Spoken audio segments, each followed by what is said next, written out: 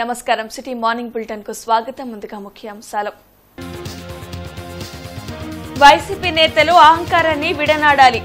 ఎమ్మెల్సీలు అనంతబాబు, తోట త్రిమూర్తులపై గవర్నర్ కు ఫిర్యాదు చేస్తాం. మాజీ ఎమ్మెల్సీ డొక్కా వెల్లడి.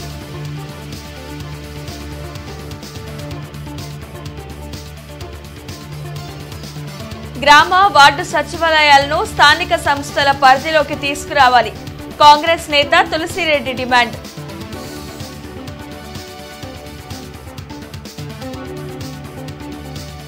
జన చైతన్య వేదిక ఆధ్వర్యంలో స్థానిక సంస్థల సాధికారతపై చర్చాగోష్ఠి. ప్రజల భాగస్వామ్యంతో గ్రామాల అభివృద్ధి జరగాలన్న వక్తలు.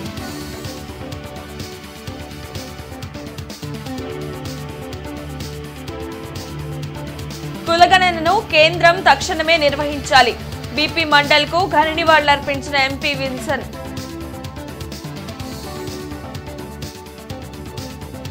వైసీపీ ఎమ్మెల్యేలు అనంతబాబు, తోట త్రిమూర్తులపై ఆ పార్టీ అధ్యక్షులు వైఎస్ జగన్ తక్షణ చర్యలు తీసుకోవాలని మాజీ ఎమ్మెల్సీ డొక్కా మాణిక్య వరప్రసాద్ డిమాండ్ చేశారు. గుంటూరులో ఆయన మీడియాతో మాట్లాడారు. దళితులు, మహిళల పట్ల అసభ్యంగా ప్రవర్తించే వారికి వైసీపీ అండగా నిలవటం సిగ్గుచేటని అన్నారు.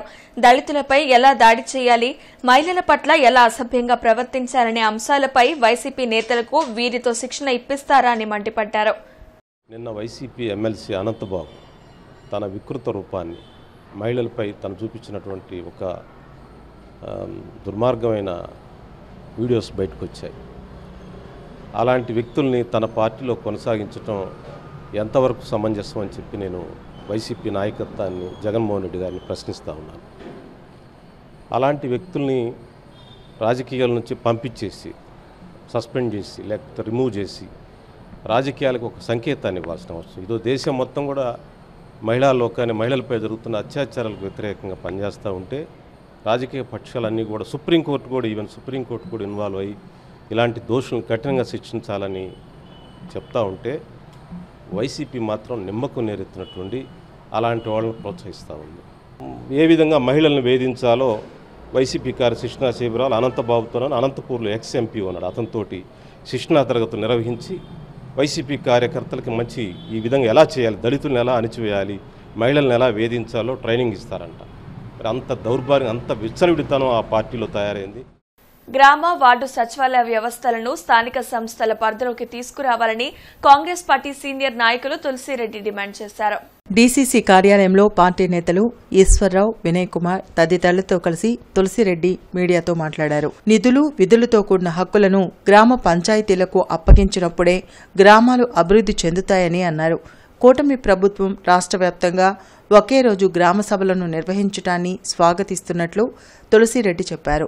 అన్నా క్యాంటీన్లను మండల కేంద్రాలు, మేజర్ పంచాయతీల్లో కూడా ఏర్పాటు చేయాలని సూచించారు.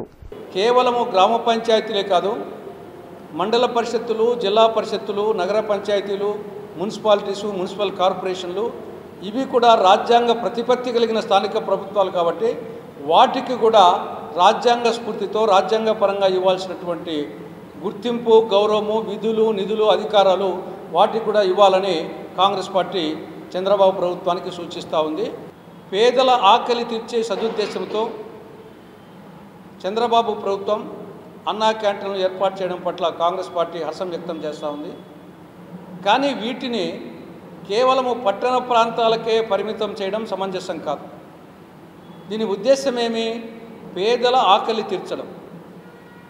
కాబట్టి గ్రామీణ ప్రాంతాల్లో కూడా పేదలు ఉంటారు. ఒక విధంగా చెప్పాలంటే పేదరికం గ్రామీణ ప్రాంతాల్లోనే ఎక్కువగా ఉంటుంది. కాబట్టి గ్రామీణ పేదలకు కూడా ఆకలి ఉంటుంది. కాబట్టి గ్రామీణ పేదల పట్ల వివక్ష చూపడం అనేది సమంజసం కాదు. కాబట్టి గ్రామీణ ప్రాంతాల్లో కూడా అన్నా క్యాంటీన్లు ఏర్పాటు చేయాలి. జన చైతన్య వేదిక ఆధ్వర్యంలో స్థానిక సంస్థల సాధికారతపై చర్చాగోష్ఠి జరిగింది. వివిధ పార్టీల నాయకులు ఈ కార్యక్రమంలో పాల్గొన్నారు.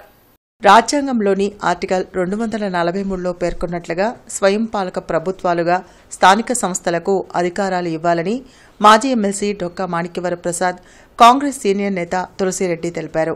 బ్రాడీపేటలోని సిపిఎం కార్యాలయంలో జనచైతన్య వేదిక ఆధ్వర్యంలో స్థానిక సంస్థల సాధికారతపై చర్చాగోష్ఠి జరిగింది. డొక్కా తులసిరెడ్డితో పాటు వల్లంరెడ్డి లక్ష్మణ్ రెడ్డి, గాదె వెంకటేశ్వరరావు, ముప్పళ్ల నాగేశ్వరరావు, నర్రా వాసు, శ్రీనివాసరావు తదితరులు పాల్గొన్నారు. ప్రజల భాగస్వామ్యంతో గ్రామాల అభివృద్ధి జరగాలని వక్తలు సూచించారు. గత ప్రభుత్వం స్థానిక సంస్థలకు కేంద్రం కేటాయించిన నిధులను దారి మళ్లించి గ్రామాల అభివృద్ధి కుంటుపడేలా చేయడం దురదృష్టకరమని తెలిపారు. సర్పంచ్లను ఉత్సవ విగ్రహాల్లా మార్చారని విమర్శించారు. గ్రామాలు అభివృద్ధి చెందకుండా దేశం అభివృద్ధిని ఆశించలేమని చెప్పారు. ఈ గ్రామ ప్రణాళిక అన్ని కలిసి మండల ప్రణాళిక, మండల ప్రణాళిక అన్ని కలిసి జిల్లా ప్రణాళిక, జిల్లా ప్రణాళిక అన్ని కలిసి రాష్ట్ర ప్రణాళిక. ఇలా కింద నుంచి పైకి వస్తే ఆ ప్రాధాన్యత తెలుస్తుంది. అట్లా కాకుండా రాష్ట్ర స్థాయిలో అందరికీ రోడ్లు ఇస్తాం, రోడ్డుకి డబ్బులు ఇస్తామంటే కొన్ని గ్రామాల్లో రోడ్లు అవసరం లేకపోవచ్చు, అప్పటికి పూర్తి అయిపోవచ్చు. సో స్థానిక సంస్థలు బలోపేతం కావాలంటే స్థానిక ప్రణాళికలు కూడా అవసరమని కేరళ చూపిస్తుంది. అందువల్ల ఈరోజు కేరళ అసమానతల్లో తక్కువ అసమానతలు ఉన్న రాష్ట్రంగా కేరళ 98% అక్షరాస్యత కేరళ కలిగి. అక్షరాస్యత ఆ స్థాయికి రావడానికి అక్కడ ప్రజల భాగస్వామ్యం. ప్రతి గ్రామంలో ఉన్న చదువుకున్న వాళ్ళంతా కూర్చొని చదువురానికి చదువు నేర్పారు. మొట్టమొదటి ఎర్నాకుళం జిల్లాలో సంపూర్ణ అక్షరాస్యతని సాధించారు 1990లో. అంటే ఎక్కడైతే ప్రజల భాగస్వామ్యం ఎక్కువ అవుతుందో అక్కడ ఆ సంస్థలు విజయవంతం అవుతాయి, ఫలితాలు చాలా చక్కగా వస్తుంది. ఇది చాలా చెప్తాం మనం, ఈ దేశానికి గ్రామాలే పట్టుకోమని, గ్రామాలే పట్టుకోమని. ఎక్కువ గ్రామాల గురించి ఆలోచన ఉన్నారా? ఏది చూసినా రియల్ ఎస్టేట్ ఉంటావు, రియల్ ఎస్టేట్ ఉంటావు. ఆ పంచాయతీలో కూడా పండే పొలం ఈ రియల్ ఎస్టేట్ అక్కడికి వచ్చి అవి కూడా పూర్తి చేసి ప్లాట్లు వేస్తున్నారు. ఉండేవాడు ఎవరు అక్కడ నాకు నవ్వు వస్తుంది. అసలు ఊర్లో ఉండేవాడు ఉండరు, కానీ ఆ ఊర్లో మాత్రం లేవాడు ఉండదు, ప్రైవేట్ లేవాడు. అట్లా ఇవాళ వ్యాపార ధోరణి అనేది వచ్చేసి ఊర్లు కూడా నాశనం చేసింది. ఇవన్నీ పోవాలి. మళ్ళా తిరిగి ఏదైతే సామెతలుగా మిగిలిపోయిందో ఈ దేశానికి గ్రామాల పట్టుకోమని అనేది ఖచ్చితంగా ఎంత కూడా చెప్పాడన్న. కరోనా వస్తే మొత్తం కూడా వల్ల బతకడానికి పట్టుకుపోయాయి. అంటే రోజు మనం ఉండేటటువంటి సాట రోజు దినగణంలో బతుకుతున్నాం, కానీ ఇక్కడే ఉంటాం. కానీ హ్యాపీగా బతికే పల్లెటూరు మొత్తం అందరూ వదిలిపెట్టాల్సిన అవసరం ఉన్నా పని గంటలు కబాటు పడిపోయి ఇక్కడే ఉంటాను కబాటు పడతాం. 4 కిలోమీటర్ల దూరంలో ఉద్యోగం చేసేవాడు కూడా హ్యాపీగా రావచ్చు ఊర్లో నుంచి, కానీ అక్కడ ఉండకుండా వచ్చేసి యువతలకు 4 కిలోమీటర్ల అవతల టౌన్లో ఉంటున్నారు. అలాంటి పరిస్థితులన్నీ కూడా ముందు మారితే అప్పుడు మనం అనుకున్నటువంటి ప్రతిదీ కూడా సాధికారం అవుతుంది. తప్పితే మనం ఎట్లా మీటింగ్లు పెట్టుకుంటాం, కాసేపు కథలను తీసుకొస్తాం, చెప్తాం, మళ్ళీ ఇంకా మర్చిపోతే అవ్వదు అనేది నా భావన. అప్పుడు గాంధీ గారి యొక్క కళలు గ్రామాభివృద్ధి దేశాభివృద్ధి అనేటువంటిది ఆచరణలో సాధ్యమవడానికి అవకాశం ఉంటుంది. అందువల్ల అంతిమంగా మరి గ్రామ సర్పంచులు కూడా ఆ మధ్య పాపాల గారు, మరి మన దేశ వీరాంజన్ గారు, మేమందరం వారు చేసే వాళ్ళకి నేను కూడా కొద్దిగా చేతులుగా ఉండి ఈ సర్పంచుల పవర్ కనీసం సెంట్రల్ గవర్నమెంట్కి ఇస్తే ఆ డబ్బులు పంచాయతీకి ఇవ్వట్లేదు అనే అనుభవం తర్వాత నేరుగా పంచాయతీల అకౌంట్కి కేంద్రం డబ్బులు ఇస్తే ఆ డబ్బులు కూడా మళ్ళా ప్రభుత్వం తీసుకున్నటువంటి ఒక దుర్మార్గమైన నీతిమైన పద్ధతి గత ప్రభుత్వ కాలంలో మనం చూసిన పూర్వకంలో ఈ పంచాయతీ సర్పంచులు కేవలము ఉత్సవ గ్రామాలుగా మారిపోయేటువంటి పరిస్థితి రాకూడదు. గ్రామాల యొక్క మంచి చెడులు అక్కడ పల్లె కానీ లేదా ఇతర వివిధ పేటల్లో అభివృద్ధి కావాల్సినటువంటి విషయాలు కదా వారికి ఉన్న నాలెడ్జ్ ఎవరికి ఉండదు. ఆ అధికారాలు వారికే ఉండాల్సినటువంటి అవసరం ఎంతైనా ఉంది. బీపీ మండల్ జయంతిని గుంటూరులో నిర్వహించారు. అమరావతి రోడ్లోని బీపీ మండల్ విగ్రహానికి ఎంపీపీ విల్సన్ తో పాటు బీసీ సంఘ నాయకులు డాక్టర్ ఆళ్ల వెంకటేశ్వర్లు, కేసిన శంకర్రావు, ఇతర నాయకులు పూలమాలలు వేసి ఘన నివాళులర్పించారు. కులగణను కేంద్రం వెంటనే నిర్వహించడం వల్ల బలహీన వర్గాలకు న్యాయం జరుగుతుందని విల్సన్ అన్నారు. బీపీ మండల్ కమిషన్ నివేదిక కారణంగానే వెనుకబడిన వర్గాలకు రిజర్వేషన్ లభించిందని గుర్తు చేశారు. We have to recollect and appreciate what late Mr. B.P. Mandal has done to the society. Because of his report, Mandal Commission report, we are able to get 27% of OBC reservation. Even though Mr. Mandal recommended for 52% of reservation, at that point of time, the government of India gave only 27% of reservation. Now the problem is, even this 27% of reservation, the OBC committee is not able to enjoy. Under the concept of creamy layer, what is given in one hand is taken away by the other hand. Ravi helping hands trust వారి సౌజన్యంతో Shri Balaji hospitals ఆధ్వర్యంలో doctor B Chandrasekhar పర్యవేక్షణలో Guntur Lalapet training స్కూల్లో స్వచ్ఛంద mega రక్తదాన శిబిరాన్ని నిర్వహించారు. ఈ కార్యక్రమాన్ని ఎమ్మెల్యే నజీర్ అహ్మద్ ప్రారంభించారు. అన్ని దానాల్లో కల్లా రక్తదానం మహోన్నతమైన కార్యక్రమమని గుంటూరు తూర్పు ఎమ్మెల్యే మొహమ్మద్ నజీర్ అహ్మద్ స్పష్టం చేశారు. ప్రాణాపాయ స్థితిలో ఉన్న వ్యక్తికి పునర్జన్మనిచ్చే శక్తి రక్తదానం చేసిన వ్యక్తికి మాత్రమే ఉందని తెలిపారు. సామాజిక దృక్పథంతో ప్రముఖ న్యూరాలజిస్ట్ డాక్టర్ బి చంద్రశేఖర్ తన తమ్ముడు డాక్టర్ రవికుమార్ సంస్మరణార్థం పలు సేవా కార్యక్రమాలు నిర్వహించడం అభినందనీయమని కొనియాడారు. తొలుత దివంగత డాక్టర్ రవికుమార్ చిత్రపటానికి ఎమ్మెల్యే పూలమాలలు వేసి ఘనంగా నివాళులర్పించారు. అనంతరం ఎమ్మెల్యే బ్లడ్ డొనేషన్ చేసిన వారికి సర్టిఫికెట్స్ ప్రదానం చేశారు. ఈ మేరకు ఎమ్మెల్యే నజీర్ అహ్మద్ మీడియాతో మాట్లాడుతూ సమాజ సేవ సామాజిక బాధ్యతగా ప్రతి ఒక్కరూ స్వీకరించాలని కోరారు. రవి హెల్పింగ్ హ్యాండ్స్ ట్రస్ట్ ఆధ్వర్యంలో అనేక సేవా కార్యక్రమాలు నిరంతరాయంగా కొనసాగడం గొప్ప విషయమన్నారు. అన్నగారి జ్ఞాపకార్థం ప్రతి సంవత్సరం కూడా సేవా కార్యక్రమాల ద్వారా ఆయన గుర్తు చేసుకుంటున్నటువంటి పరిస్థితులు చాలా సంతోషంగా, ఎందుకంటే చనిపోయిన వ్యక్తి గురించి మర్చిపోయి గుళ్ళకో లేకపోతే దేవాలయాలకో సహాయం చేయడం అంతవరకు మేమందరం కూడా చూస్తూ ఉన్నాం. కానీ ఒక బ్రదర్గా హెల్పింగ్ హ్యాండ్స్ పేరుతో ప్రతి సంవత్సరం కూడా పెద్ద ఎత్తున బ్లడ్ డొనేషన్ క్యాంప్ని పెట్టి అవసరమైనటువంటి వారికి రక్త సహాయం చేయడం, అంతేకాకుండా వైద్య సదుపాయాలు కల్పించడం, ఫ్రీ మెడికల్ క్యాంప్స్ పెట్టడం, ఇవన్నీ కూడా డాక్టర్ చంద్రశేఖర్ గారు ఆయన కష్టపడి చదువుకొని ఇంత పెద్ద స్థాయికి వచ్చినప్పుడు కూడా నిత్యం కూడా ఈ ప్రాంత ప్రజలకు సేవ చేయాలన్న ఆలోచనతో నిత్యం మెడికల్ క్యాంప్స్ అలాగే బ్లడ్ డొనేషన్ క్యాంప్స్ ఏర్పాటు చేస్తున్నందుకు చంద్రశేఖర్ గారికి అలాగే వారి కుటుంబ సభ్యులందరికీ కూడా హృదయపూర్వకమైనటువంటి ధన్యవాదాలు. మా అన్నయ్య గారైన డాక్టర్ రవికుమార్ గారు 2008లో గౌతమి ఫైర్ యాక్సిడెంట్లో చనిపోయారు. అప్పటి నుంచి కూడా ఆయన పేరు మీద ఏదో ఒక సేవా కార్యక్రమాలు స్టార్ట్ చేద్దామని గత సంవత్సరం 2023న రవి హెల్పింగ్ హ్యాండ్స్ ట్రస్ట్ అనేది స్థాపించడం జరిగింది.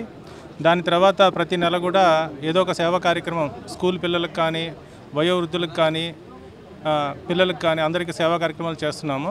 ప్రతి సంవత్సరం ఒక నెలలో బ్లడ్ డొనేషన్ క్యాంప్ ఆర్గనైజ్ చేస్తున్నాం. పోయిన సంవత్సరము ఇదే నెలలో బ్లడ్ డొనేషన్ క్యాంప్ ఆర్గనైజ్ చేయడం జరిగింది. మరియు ఎమ్మెల్యే గారి సహకారంతో ఈరోజు కూడా బ్లడ్ డొనేషన్ క్యాంప్ ఆర్గనైజ్ చేశాము. చాలా విశేష స్పందన లభిస్తుంది. ఈ బ్లడ్ అంతా కూడా థాలసీమియా పిల్లలు అటువంటి వాళ్ళకి బ్లడ్ డొనేషన్ క్యాంప్ వచ్చిన బ్లడ్ అంతా కూడా వాళ్ళకి ఇవ్వడం జరుగుతుంది. విద్యుత్ స్మార్ట్ మీటర్లను ఉపసంహరించుకోవాలని సిపిఐ డిమాండ్ చేసింది. ఈ సందర్భంగా వారు మాట్లాడుతూ మీటర్లను ఉపసంహరించుకోలేకపోతే మరో విద్యుత్ ఉద్యమం తప్పదని ఆ పార్టీ జిల్లా కార్యదర్శి జంగాల అజయ్ కుమార్ హెచ్చరించారు.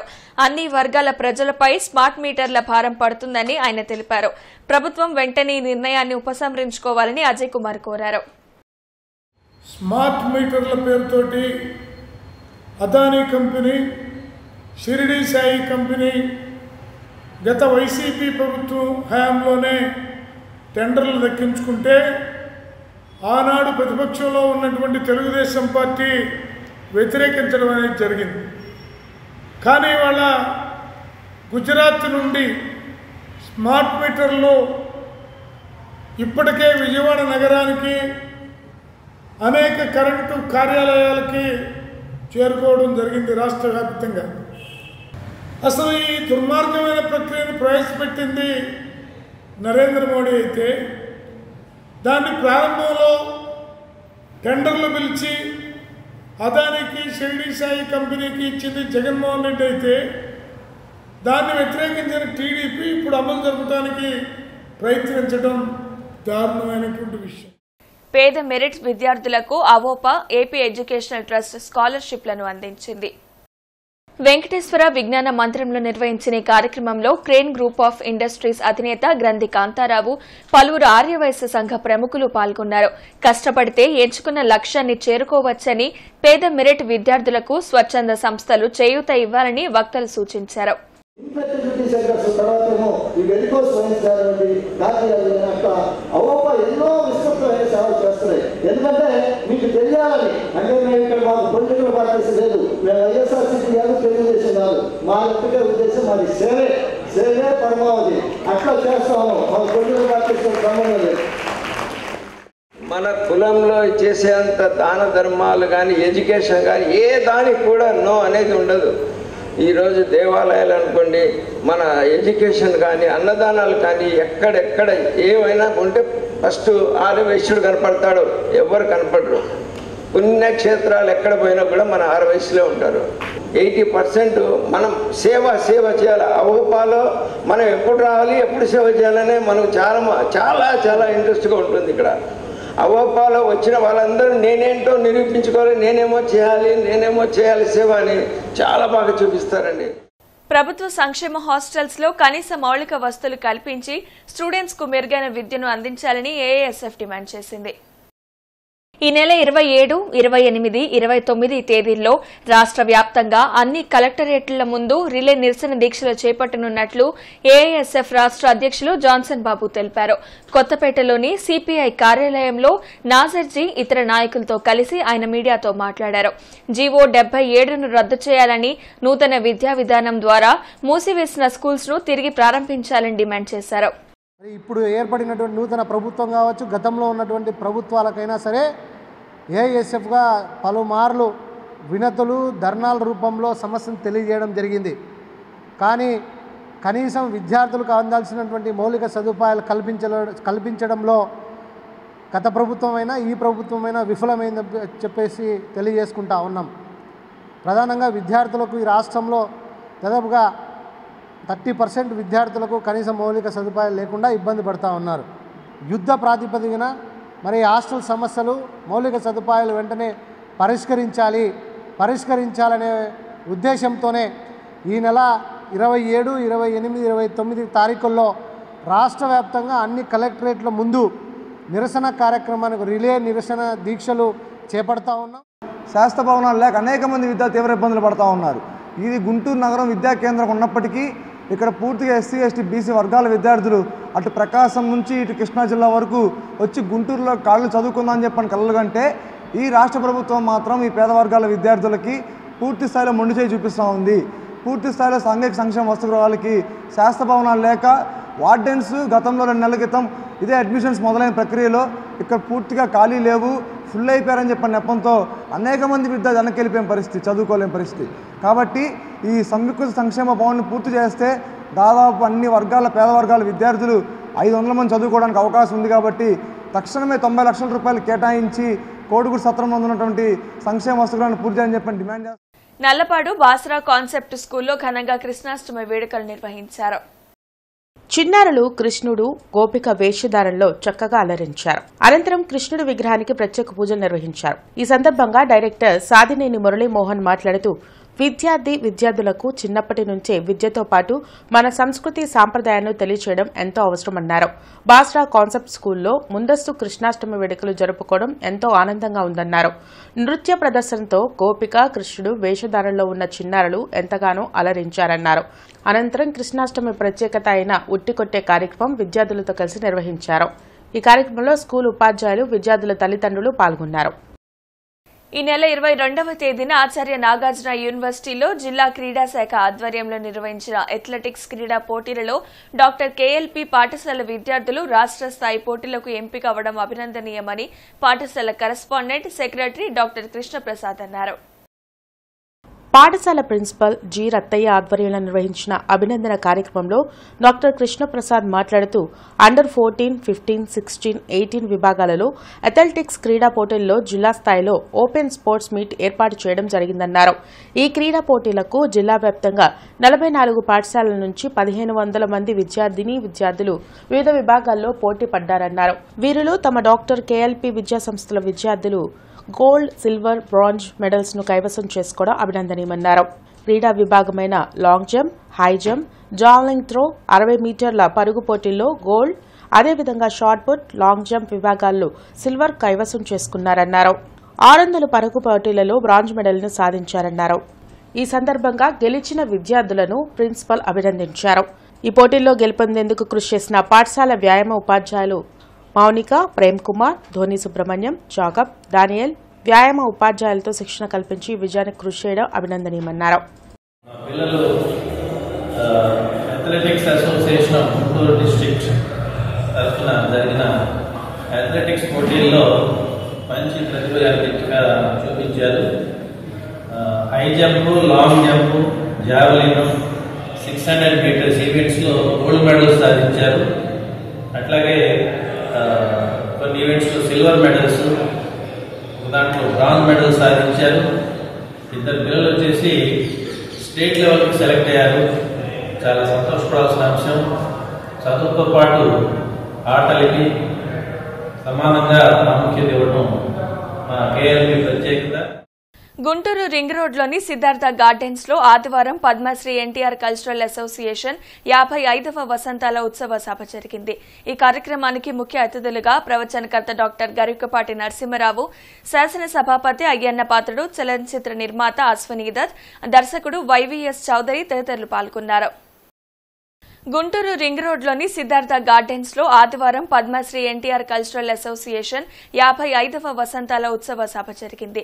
ఈ కార్యక్రమానికి ముఖ్య అతిథులుగా ప్రవచనకర్త డాక్టర్ గరికపాటి నరసింహరావు, శాసన సభాపతి అయ్యన్న పాత్రుడు, చలనచిత్ర నిర్మాత అశ్వనీ దత్, దర్శకుడు వైవీఎస్ చౌదరి తదితరులు పాల్గొన్నారు.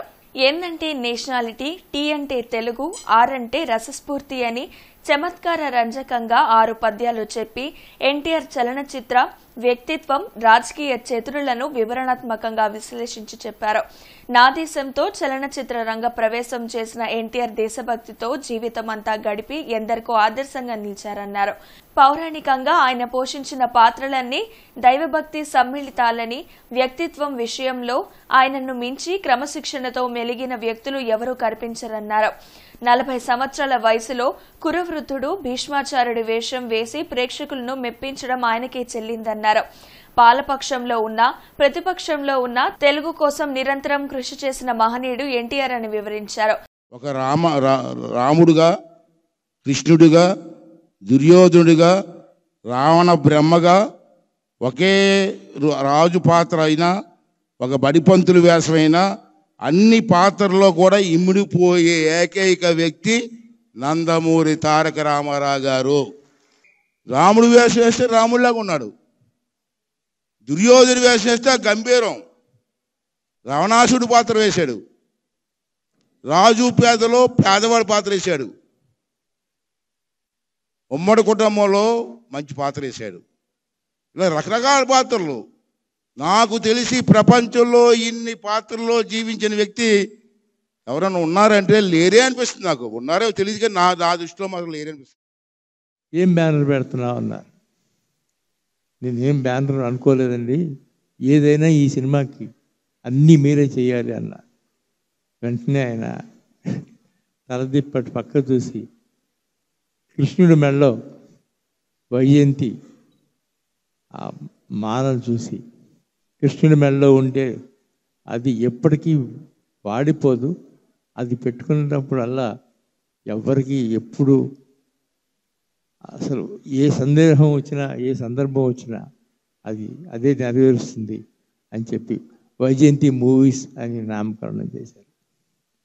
ఆనాటి నుంచి ఈనాటి వరకు ఆ వైజయంతి మూవీస్ ఎంతో గొప్ప విజయాలను సాధిస్తూ ముందుకు సాగుతుంది.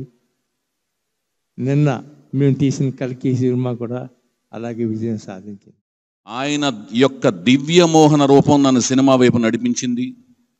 సినిమా అంటే పిచ్చి పట్టేడు చేసింది, సినిమా రంగంలోకి ప్రవేశించేటట్టు చేసింది, సినిమా రంగంలో సహాయ దర్శకుడిగా, కో డైరెక్టర్గా, డైరెక్టర్గా, నిర్మాతగా, డిస్ట్రిబ్యూటర్గా, ఎగ్జిబిటర్గా, కథకుడిగా ఎన్నో పదవులను అలంకరింపజేసేటట్టు చేసింది. అందులో విజయాలని, అఖండ విజయాలను నమోదయ్యేటట్టుగా చేసింది. ఇన్ని పదవుల్ని, ఇన్ని స్థాయిల్ని నేను పొందగలిగినా నేను మొదట పొందిన స్థాయి ఏదైతే ఉందో అదే ఈ వైవిఎస్ చౌదరి నందమూరి వీరాభిమాని అని అనిపించుకోవడంలోనే నాకు ఆనందం, కిక్కు, ఆ గర్వం, ఆ సంతోషం, ఆ గొప్పదనంగా ఫీల్ అవుతుంటాను. బీపీ మండల్ 106వ జయంతి వేడుకలు విశ్వబ్రాహ్మణ కళ్యాణ మండపంలో ఘనంగా జరిగాయి. ఈ కార్యక్రమంలో బీసీ నాయకులు సైదులు, జంపని నాగేశ్వరరావు, విశ్వబ్రాహ్మణ సాధికారిక కమిటీ పార్లమెంట్ కన్వీనర్, తెలుగుదేశం నాయకులు మల్లెంపూడి శ్రీనివాసరావు, పద్మశాలి సంఘం జిల్లా అధ్యక్షులు సూరేపల్లి ఈశ్వరరావు, వాసు, రంగా, ఏనుగుల శ్రీనివాసరావు తదితరులు పాల్గొన్నారు. అనంతరం బీపీ మండల్ చిత్రపటానికి పూలమాల వేసి నివాళులర్పించారు. ఒక మాజీ ముఖ్యమంత్రిగా, బీసీ వెనుకబడిన తరగతులకి చైర్మన్గా, మరి బీసీలకు రిజర్వేషన్ సాధించడం కోసం ఎంతో గొప్ప పోరాటం చేసిన పోరాట యోధుడు బీపీ మండల్. మరి ఈ సందర్భంగా ఆయన గురించి చెప్పాలంటే చాలా సమయం అవసరం. మరి కానీ అతను తన బీసీలు అభివృద్ధి చెందాలని చెప్పి రిజర్వేషన్ల కోసం మండల ఉద్యమానికి నాయకత్వం వహించారు. మరి ఈరోజు బీసీలు అందరూ ఉద్యోగాల్లో స్థిరపడాలంటే ఆయన వల్లే అని చెప్పి అందరూ గొప్పగా చెప్పుకోవాలి. అలాగే మేము ప్రభుత్వానికి ఒక విన్నపం చేస్తున్నాము. మన బీపీ మండల్ గారి జీవిత చరిత్రని పాఠ్య పుస్తకాల్లో ముద్రించవలసిందిగా ఈ సందర్భంగా అరండల్పేటలోని అవగాహన కార్యాలయంలో ఆరోగ్య సభ జరిగింది. ప్రముఖ ఈఎన్టీ వైద్యులు ఎస్ రామచంద్రారెడ్డి పాల్గొని చెవి, ముక్కు, గొంతు సంబంధిత వ్యాధుల నివారణ, తీసుకోవాల్సిన జాగ్రత్తలపై అవగాహన కల్పించారు. 50 ఏళ్లు పైబడిన వారికి వినికిడి శక్తి తగ్గుతుందని, వైద్యులను సంప్రదించడం ద్వారా చెవి సంబంధిత వ్యాధులను గుర్తించి నివారించే అవకాశం ఉంటుందన్నారు.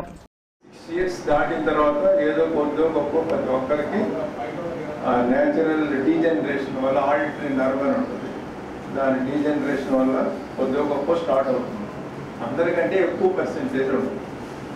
నెక్స్ట్ ఈ డయాబెటీస్, హైపర్ టెన్షన్, ఇంకేదైనా రీనల్ ఫెయిల్యూర్, బాడీలో హార్ట్ ఫెయిల్యూర్, ఇటన్నీ ఉన్న వాళ్ళకి ఇంకొంచెం ముందు రావచ్చు.